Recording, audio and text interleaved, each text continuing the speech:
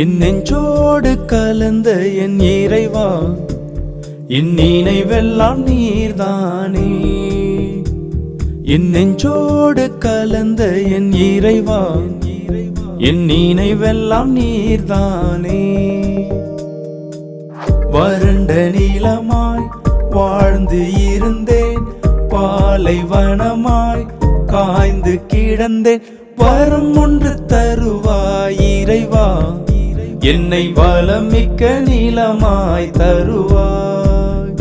வரம் ஒன்று தருவாய் இறைவா, என்னை வளமிக்க நீளமாய் தருவாய்.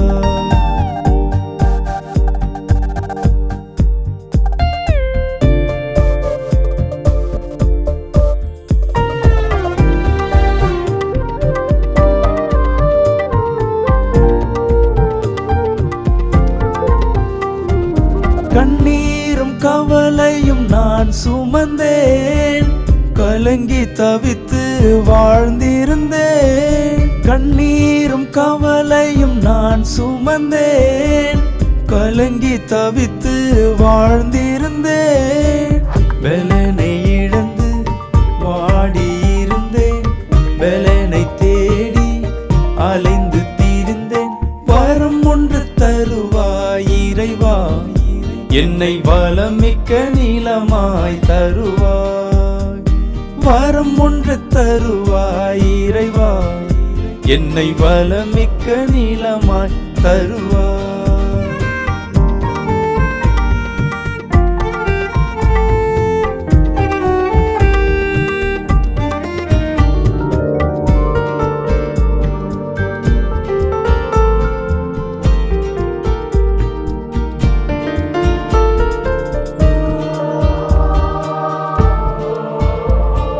வியாதி வருத்தம் நிறைந்திருந்தேன், சுகத்தை இழந்து வாழ்ந்திருந்தேன். வியாதி வருத்தம் நிறைந்திருந்தேன், சுகத்தை இழந்து வாழ்ந்திருந்தேன்.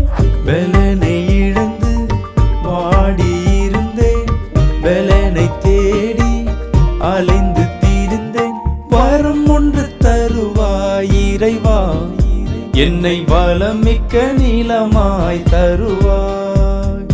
வரம் ஒன்று தருவாய் இறைவா, என்னை வளமிக்க நீளமாய் தருவாய்.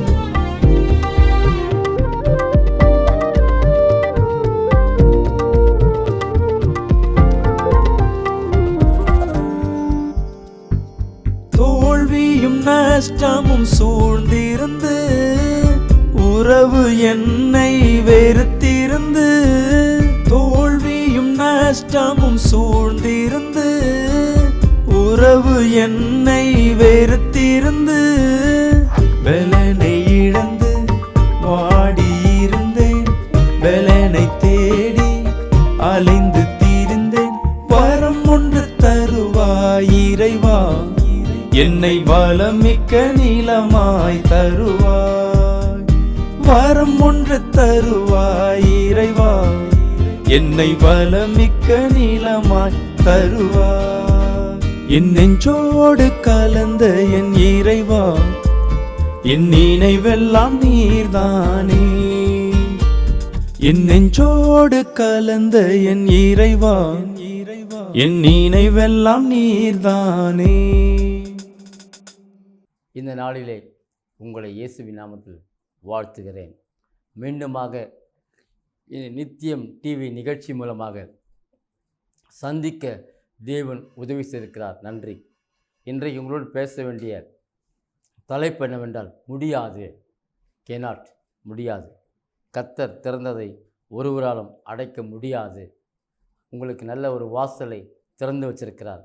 இதோ உனக்கு முன்பாக திறந்த வாசலை தேவன் திறந்து வைத்திருக்கிறார். அதை யாராலும் அடைக்க முடியாது. இன்றைக்கு என் வாழ்க்கையில் சில காரியங்கள் என்னால் செய்ய முடியாது, என்னால் நடத்த முடியாது, என்னால் போக முடியாது, இப்படி சொல்லுகிறவர்கள் வாழ்க்கையில் நீ போக வேண்டும் என்று கர்த்தர் சொல்லுகிறார். சாதி சுந்தர் சிங் என்றுதான ஒரு தெய்வ மனுஷன் இருந்தார். ஒரு பெரிய பணக்கார குடும்பத்தில் பிறந்தவர்.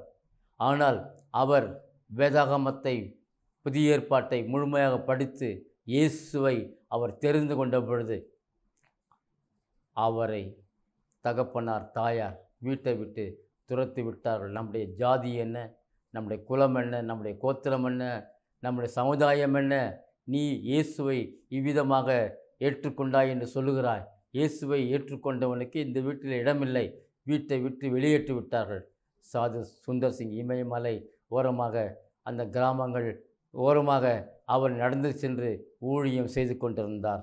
அப்படி செய்து கொண்டிருக்கும் பொழுது ஒரு சில இடங்களில் ஆண்டவர் அவரை கொண்டு அற்புதம் செய்தார். ஒரு நாள் அந்த ஊர் ராஜா அந்த சாது சுந்தர் சிங் அவனை பிடித்து கொண்டு அங்கே பிணம் நிறைந்த ஒரு குழி இருக்கிறது, அதில் போட்டு கதவை அடைத்து விடுங்கள் என்று சொன்னார். அப்பொழுது ராஜாவின் சேவர்கள் இந்த சாது சுந்தர் சிங்கை பிடித்து இழுத்து கொண்டு வந்து அந்த பிணவறை என்று சொல்வார்கள், அதுதான் தண்டனை, அந்த குழிக்குள் போட்டு கதவை மூடி பூட்டி விட்டார்கள். அங்கே பயங்கரமான நாற்றம், எலும்புகள், மண்டை ஓடுகள், கை எலும்புகள், கால் எலும்புகள், இதோ அந்த சரீரத்தினுடைய சதைகள், ஒரே நாற்றம். ஆனால் போட்ட அடுத்த நிமிஷம் தேவனாகிய கர்த்தர் அதை திறந்தார். அதை அவர்களால் மூட முடியவில்லை. திறந்து சாது சுந்தர் சிங்கை வெளியே கொண்டு வந்து விட்டார். அடுத்த நாள் சாது சுந்தர் சிங் வெளியே பிரசங்கம் பண்ணி கொண்டிருக்கிறார். இவரை நாம் குழியில் அல்லவோ போட்டோம், பிணவரையில் எப்படி வந்தார்? போய் பார்த்தால் அது பூட்டி தான் இருக்குது. கர்த்தர் திறந்ததை ஒருவராலும் அடைக்க முடியாது. எனக்கு அன்பு கர்த்தருடைய பிள்ளைகளே, வெளிப்படுத்தல் 3ஆம் அதிகாரம் 7ஆம் வசனம் 8ஆம் வசனம் இவ்விதமாக சொல்லுகிறது, கர்த்தர் திறந்ததை ஒருவராலும் அடைக்க முடியாது. ஆகவே அந்த சாது சுந்தர் சிங்கை அவர்கள் அந்த பிணவரையில் போட்ட பொழுது, அந்த குழியிலே போட்ட பொழுது அவர் செத்து விடுவார் என்று நினைத்தார்கள். கர்த்தரோ அவரோடு இருந்தார். இன்றைக்கும் உன்னோடு கூட இருக்காது. கர்த்தர் உனக்கு திறந்த வாசலை உனக்கு முன்பாக வைத்திருக்கின்றார், அதை ஒருவரும் பூட்ட முடியாது. நான் வாசிக்கிறேன், வெளிப்படுத்தும் 3ஆம் அதிகாரம் 7ஆம் வசனம் இவ்விதமாக சொல்லப்பட்டுகிறது. என்னவென்றால், பிலதெல்பியா சபையின் தூதனுக்கு எழுத வேண்டியது என்னவெனில், பரிசுத்தம் உள்ளவரும் சத்தியம் உள்ளவரும் தாவீதின் திறவுகோலை உடையவரும் ஒருவரும் பூட்டக்கூடாதபடிக்கு திறக்கிறவரும் ஒருவரும் திறக்கக்கூடாதபடிக்கு பூட்டுவருமாய் இருக்கிறவர் சொல்லுகிறதாவது என்று சொல்லப்பட்டுகிறது. ஆகவே உன் வாழ்க்கையிலே மனிதன் கதவை அடைப்பான், கர்த்தரோ கதவை திறப்பார். கர்த்தர் உன் வழிகளை ஆராய்ந்து பார்த்திருக்கிறார். கர்த்தர் உன்னை இதோ குழியிலிருந்து தூக்கியிருக்கிறார். கர்த்தர் திறந்ததை பூட்ட முடியாது. தேவனாய் உனக்கு திறந்த வாசலை ஊழியத்தில் வைத்திருக்கிறார், திறந்த வாசலை சபையில் வைத்திருக்கிறார், உனக்கு பரலோகத்தில் திறந்த வாசலை வைத்திருக்கிறார். நீ அதுக்குள் பிரவேசித்து ஜீவகிரத்தை பெற்றுக்கொள்ள தடை ஒன்றுமே இல்லை. கர்த்தர் திறந்தை ஒருவராலும் அடைக்க முடியாது. அன்பு கர்த்தருடைய பிள்ளை யோசேப்பை சொந்த சகோதரர்கள் குழியிலே போட்டார்கள். ஆதியாகமம் 37ஆம் அதிகாரம் 20 28 வசனங்கள். ஒரு மீதியானியர் அந்த வழியே வந்தபொழுது யோசேப்பை 20 வெள்ளிக்காசுக்கு விற்று போட்டு விட்டார்கள்.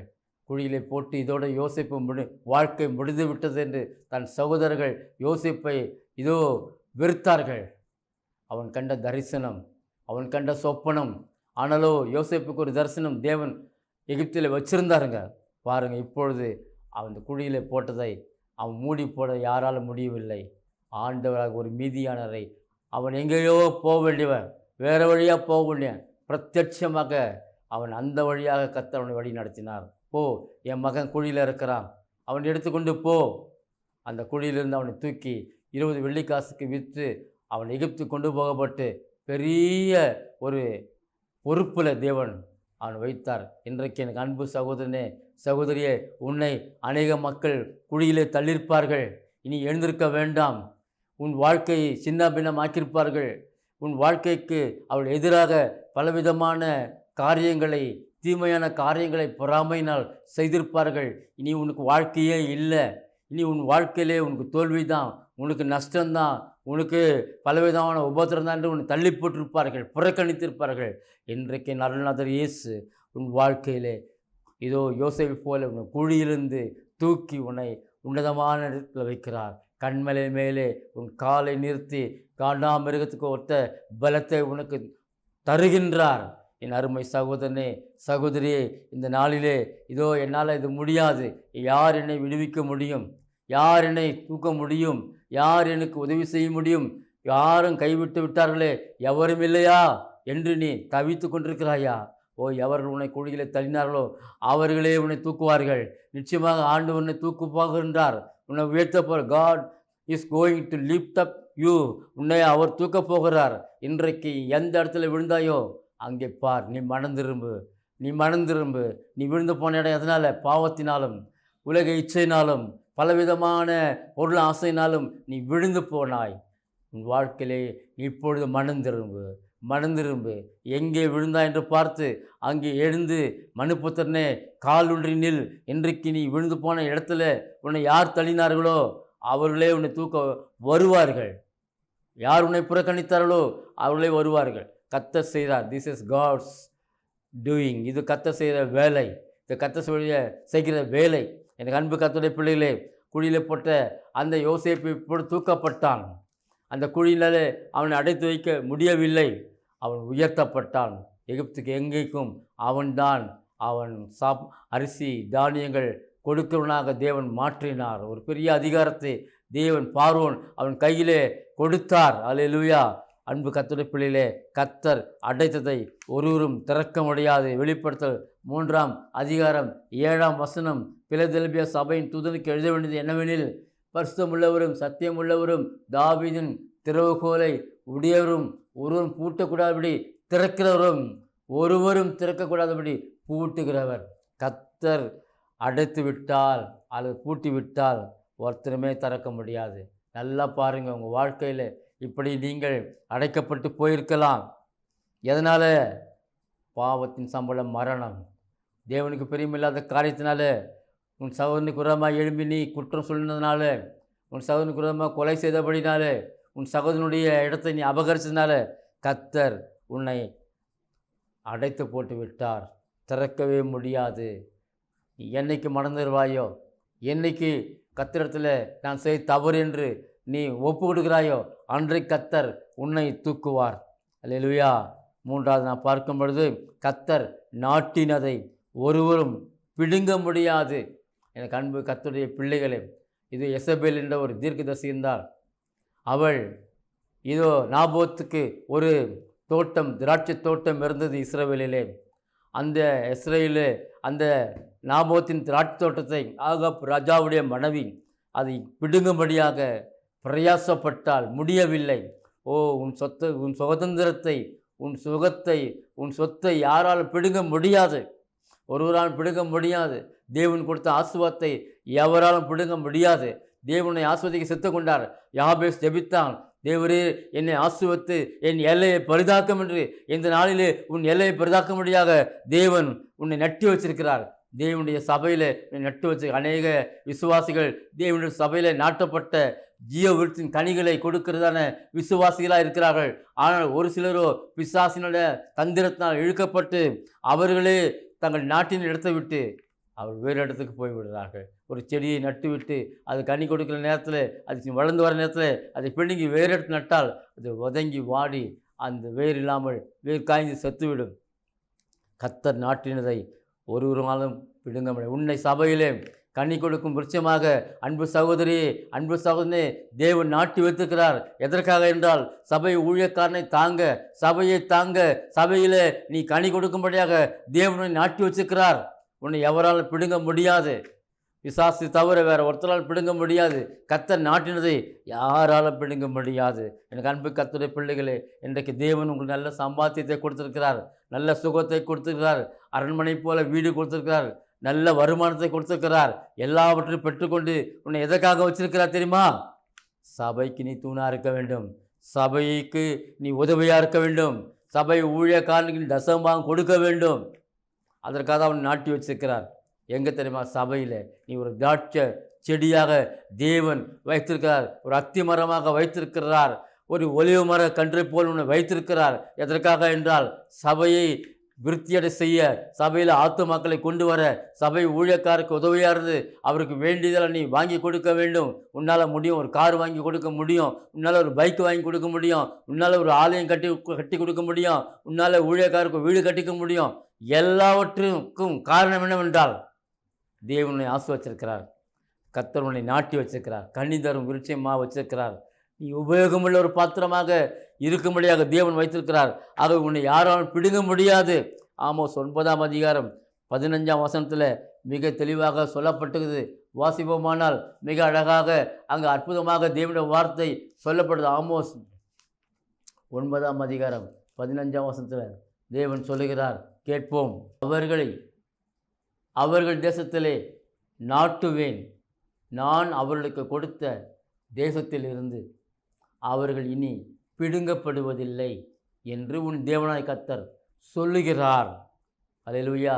தேவன் உன்னை ஒரு தேசமாகிய சபையிலே நாட்டி இருக்கிறார். அவர்கள் இனி பிடுங்கப்படுவதில்லை. உன் தேவனாய் கர்த்தர் சொல்லுகிறார். உன்னை சபையிலே நாட்டி வைத்திருக்கிறார். நீ நாட்டப்பட்ட, நிறுத்தப்பட்ட, கனி கொடுக்கும் ஜீவ விருட்சமாக இருக்கிறாய். ஓ, தேவன் உன்னை வெகுவாக ஆசீர்வதித்திருக்கிறார். குறைவில்லாமல் அவர் ஆசீர்வதித்திருக்கிறார். நீ செய்ய வேண்டிய வேலை, தேவன் இந்த சபையில் என்னை நட்டு வைத்திருக்கிறார். நான் சபைக்கு ஒரு தூணாக இருக்கிறேன், அசைக்கப்படாத ஒரு அலங்கம்போல் இருப்பேன். நம்ம எல்லாம் we are called pillars. நாம் எல்லாம் ஒரு தேவனுடைய சபையிலே நாட்டப்பட்ட ஒரு தூண்களாய் இருக்கின்றோம். தூண்களை ஒருவராலும் அசைக்க முடியாது. தூண்கள் தான் அந்தரங்கத்தில் மேலே இருக்கிறதான அந்த ரூப்பை தாங்கி கொண்டிருக்கிறது. உன்னை தாங்கும்படியாக, சபையை தாங்கும்படியாக, ஊழியக்காரை தாங்கும்படியாக, ஊழியம் செய்யும்படியாக, ஆத்துமாக்களை கொண்டு வரும்படியாக உன்னை நாட்டி வைத்திருக்கிறார். கர்த்தர் தெளிவாக சொல்லுகிறார் ஆமோஸ் புத்தகத்திலே, அவர்கள் தேசத்திலே நாட்டுவேன், உங்களை உங்கள் சபையிலே தேவன் நாட்டி வைத்திருக்கிறார். நீ இதை விட்டு போக வேண்டும் என்று நினைத்தால் உன் வாழ்க்கை சின்னாபின்னமாகி கேடுட்ட ஒரு வாழ்க்கைக்கு போய்விடும். ஆகவே நீ அப்படிப்பட்ட அகோரமான வாழ்க்கைக்கு போகாதபடி, அக்கிரம சிந்தையின் வாழ்க்கைக்கு போகாதபடி, உலக வாழ்க்கைக்கு போகாதபடி, சபையில் தேவன் எங்கே வச்சாரோ அங்கே நீ இருக்க வேண்டும். சபையை விட்டு நீ வேறு சபைக்கு போகக்கூடாது. சபையை விட்டு வேறு ஸ்தலங்களுக்கு போகக்கூடாது. தேவன் உன்னை இந்த சபையில் வைத்திருக்கிறார். நீ சாட்சியின் தூணாய் இருக்கும்படியாக தேவன் வைத்திருக்கிறார். இன்றைக்கு அநேக மக்கள் இன்றைக்கு சபையை விட்டு விலகி போகிறார்கள். காரணம் என்ன? தேமா இந்த உலகத்தில் ஆசைச்சிருக்க விலகி போனான் என்று நாம் வாசிக்கின்ற தொழில். எனக்கு அன்பு புத்தகத்தில் பிள்ளைகளே, தேவனாய் கர்த்தர் இன்றைக்கு உன்னை மறுபடியுமாக சீர்படுத்தும்படியாக, செம்மைப்படுத்தும்படியாக உன்னை பரிசுத்த அலங்கம் தூணாக வச்சிருக்கிறாங்க. நீ கர்த்தருக்கு சாட்சியாக இருக்கணும். ஆகவே கர்த்தர் நாட்டினதை ஒருவரும் பிடுங்க முடியாது. நிறைய பேர் வந்து உங்களிடத்துக்கு சபையிலே நீயா இருக்கிற, நீ சபை விட்டு வா, என் சபைக்கு வா, என் இடத்துக்கு வா, உன்னை பெரிய ஒரு ஊழியக்காரனாக மாட்டிடுவேன், என் சபைக்கு வந்தால் நீ நல்லா இருப்பேன்ற சொல்லலாம். நீ போகவே கூடாது. கர்த்தர் உன்னை சபையிலே கனி கொடுக்கும் விருட்சமாக வைத்திருக்கின்றார். கர்த்தர் நாட்டினதை ஒருவராலும் பிடுங்க முடியாது. கர்த்தர் செய்கிறதை ஒருவராலும் தடுக்க முடியாது. கர்த்தர் நாட்டினதை ஒருவராலும் பிடுங்க முடியாது. ஆகவே ஏசாயா தீர்க்கதரிசன புத்தகம் 42ஆம் அதிகாரம் 10ஆம் வசனம் சொல்லுகிறது. அழகாக சொல்லப்பட்டது. ஏசாயா 42:10. சமுத்திரத்தில் யாத்திரை பண்ணுகிறவர்களே, அதில் உள்ளவைகளே, தீவுகளே, அவைகளின் குடிகளே, கர்த்தருக்கு புதுப்பாட்டை பாடுங்கள். பூமியின் கடையாந்திரத்திலிருந்து அவருடைய துதியை பாடுங்கள். வனாந்திரமும் அதன் ஊர்களும், கேதாரில் குடியிருக்கிற கிராமங்களும் என்று சொல்லப்பட்டிருக்கிறது. உரத்த சத்தமிட்ட கண்மலைகளில் குடியிருக்கிற கெம்பீரித்து பர்வத கொடுமுடியிலிருந்து ஆர்ப்பரிப்பீர்களாக. கர்த்தருக்கு மகிமையை செலுத்தி அவர் துதியை தீவுகளில் அறிவிப்பீர்களாக. அல்லேலூயா. கர்த்தர் செய்கிறதை ஒருவராலும் தடுக்க முடியாது. ஆகவே ஏசாயா 43ஆம் அதிகாரம் 13ஆம் வசனம் சொல்லுகிறது விதமாக, நாள் உண்டாகிறதுக்கு முன்னும் நானே இருக்கிறேன் என்று கர்த்தர் சொல்லுகிறார். அல்லேலூயா. என் கைக்கு தப்புவிக்கத்தக்கவன் இல்லை. நான் செய்கிறதை தடுப்பவன் யார்? கர்த்தர் செய்கிறதை தடுப்பவன் யார்? உனக்கு கர்த்தர் பணம் கொடுக்கிறார், உனக்கு செல்வம் கொடுக்கிறார், செழிப்பு கொடுக்கிறார், வீடு கொடுக்கிறார், காரு கொடுக்கிறார், பிள்ளைகள் கொடுக்கிறார், எல்லா விதமான புகழை கொடுக்கிறார், எல்லா விதமான ஆசீர்வாதங்கள் கொடுக்கிறார். இதை பிசாசு தடை செய்ய வேண்டும் என்று அவன் திட்டமிட்டாலும் அவனால் முடியாது. யோபு சொல்லுகிறார், கர்த்தர் கொடுத்தார் தான், கர்த்தர் எடுத்தார் தான், ஆனால் கர்த்தர் மறுபடியும் தருவார், கர்த்தருக்கு ஸ்தோத்திரம் என்று சொல்கிறான். யோபு எழுந்து போன எல்லாவற்றையும் அவன் பல மடங்கு நாளத்தினையாக பெற்றுக்கொண்டான் என்று நாம் வேதத்தில் வாசிக்கிறோம். ஆகவே தேவன் கர்த்தர் செய்கிறதை ஒருவரால் தடுக்க முடியாது. உனக்கு கர்த்தர் செய்ய போகிற காரியங்களை நீ அமர்ந்திருந்து பார்க்க போகிறாய். என் அன்பு சகோதரனே, அதை யாராலும் தடுக்க முடியாது. உனக்கு ஒரு அரசாங்க வேலையை தேவன் கொடுக்க போகிறார்.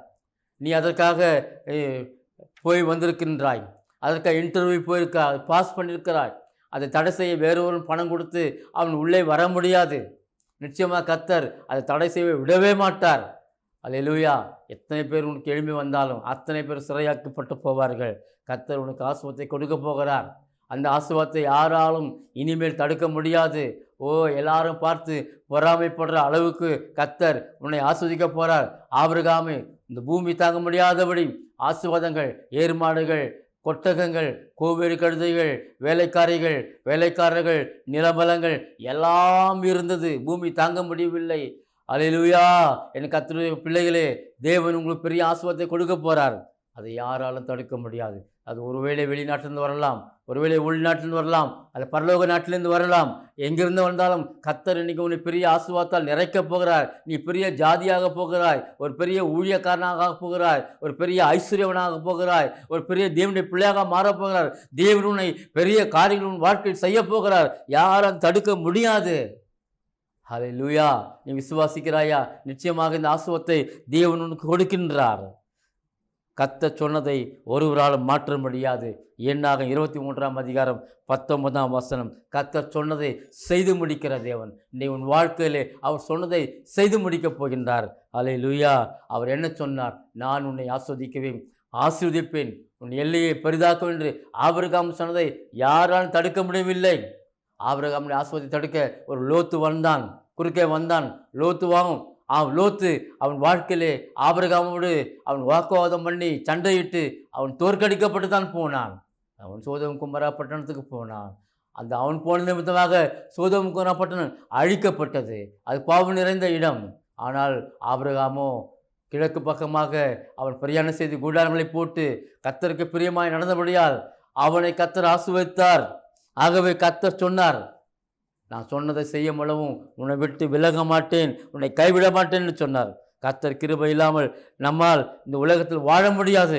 புலம்பல் 3:22 அப்போஸ்தலர் 17:28 அவை கிருபை என்பது ஒரு இலவசமான ஈவு. உங்களுக்கு பணம் இருக்கிறதோ, உங்களுக்கு பொருள் இருக்கிறதோ, எது இருக்கிறதோ இல்லையோ, கிருபை இருக்க வேண்டும். நோவாவுக்கோ கர்த்தருடைய கண்கள் கிருபை கிடைத்தது. அந்த கிருபை உங்கள் வாழ்க்கையில் கிடைச்சாவே போதும். நீங்கள் நீதிமான்கள், நீங்கள் ஐஸ்வர்யவான்கள், நீங்கள் பெரிய செல்வ சீமான்கள், நீங்கள் பணக்காரர்கள், நீங்கள் தேவனுடைய ஊழியக்காரர்கள், நீங்கள் தேவன் சபையை தாங்கிறதான ஐஸ்வர்யவான்கள். பல லட்சங்கள், கோடிகள் உங்கள் வாழ்க்கையில் உங்கள் கையில் எண்ண முடியாதபடி புரண்டு வந்து கொண்டே இருக்கும். ஏனென்றால் கர்த்தருடைய கிருபை தான் உன்னை உயர்த்தும். கர்த்தருடைய கிருபை தான் உன்னை இந்த உலகத்தில் செழிக்க செய்யும். அல்லேலூயா. கர்த்தரை எவரோடும் எதனோடும் ஒப்பிட முடியாது என்று வேதம் சொல்லுது. ஏசாயா 40:18-25 சொல்லுகிறது.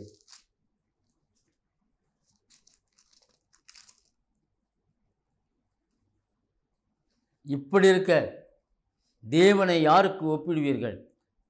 எந்த சாயலுக்கு அவரை ஒப்பிடுவீர்கள் என்று சொல்லப்படுகிறது. இப்படி இருக்க தேவனை யாருக்கும் ஒப்பிட முடியாது. அவர் எல்லாவற்றுக்கும் மேலானவர். அவர் நாமும் மேலான நாமம். அவரை பின்பற்றுவதும் அவரை போல உயர்ந்த ஸ்தானங்களில் இருப்பார்கள். முடியாது. கெனாட். கர்த்தர் திறந்ததை ஒருவராலும் அடைக்க முடியாது. கர்த்தர் அடைத்ததை ஒருவராலும் திறக்க முடியாது. கர்த்தர் நாட்டினதை ஒருவராலும் பிடுங்க முடியாது. கர்த்தர் செய்கிறதை ஒருவராலும் தடுக்க முடியாது. கர்த்தர் சொன்னதை ஒருவராலும் மாற்ற முடியாது. கிருபை இல்லாமல் நம்மால் வாழ முடியாது. கர்த்தரை எவரோடும் எதனோடும் ஒப்பிட முடியாது. எனக்கு அன்பு கர்த்தருடைய பிள்ளைகளே, கர்த்தர் தாமே உங்களை ஆசீர்வதிப்பாராக. நாம் ஜெபம் செய்வோம். எங்களை மிகவும் அதிகமாய் நேசிக்கிறதான பரலோக பிதாவே, இந்த நாளிலே இந்த செய்தியை நம்முடைய பிள்ளைகளுக்கு கிருபையாய் கொடுக்கும்படியாக உதவி செய்ததற்காக நன்றி. இந்த வார்த்தை கேட்ட மக்கள் எல்லாரையும் ஆசீர்வதியும் இயேசுவின் நாமத்தில் பிதாவே, ஆமேன். திரையில் காண்கின்றதான இந்த தொலைபேசிக்கு நீங்கள் தொடர்பு கொண்டு உங்கள் ஜெப விண்ணப்பத்தை அனுப்பி ஆசீர்வாதத்தை பெற்றுக்கொள்ளுங்கள். இன்னொரு ப்ரேயர் ரெக்வஸ்ட் என்னவென்றால், இந்த ஊழியத்தை தாங்கும்படியாக உங்களை அன்போடு கேட்டுக்கொள்கிறேன். உங்களால் எந்த சிறு காணிக்கை இருந்தாலும் அனுப்புங்கள். ஜிபே பண்ணுங்கள், இல்லை பேங்க் அக்கௌண்ட் மூலமாக போடுங்க. கர்த்தர் இந்த நித்தியம் டிவி ஊழியத்தை வளர செய்து கொண்டிருக்கிறார்கள். இன்னும் இந்த ஊழியம் உலக நாடும் சேட்டலைட் மூலமாக அது பரவி எல்லாருக்கும் உலகமெங்கிலும் இந்த சுவிசேஷம் சொல்லி முடிக்கும்போது தான் ஆண்டுடைய வருகை இருக்கும். ஒருவேளை நித்தியம் டிவி நிகழ்ச்சி இந்த உலகமெங்கும் சொல்லி முடிக்கும்போது ஆண்டுடைய வருகை இருக்கும். நீங்கள் எல்லாம் ஆண்டுடைய வருகையில் காணப்பட வேண்டுமானால் இந்த தொலைக்காட்சி நிகழ்ச்சிகளை கண்டு ஜெபித்து குறிப்பெடுத்து உங்கள் வாழ்க்கை பரிசுத்தப்படுத்தி கர்த்தருக்கு பிரியமாய் நடந்து கொள்ளுங்கள். கர்த்தர் உங்களை ஆசீர்வதிப்பாராக. ஆமென்.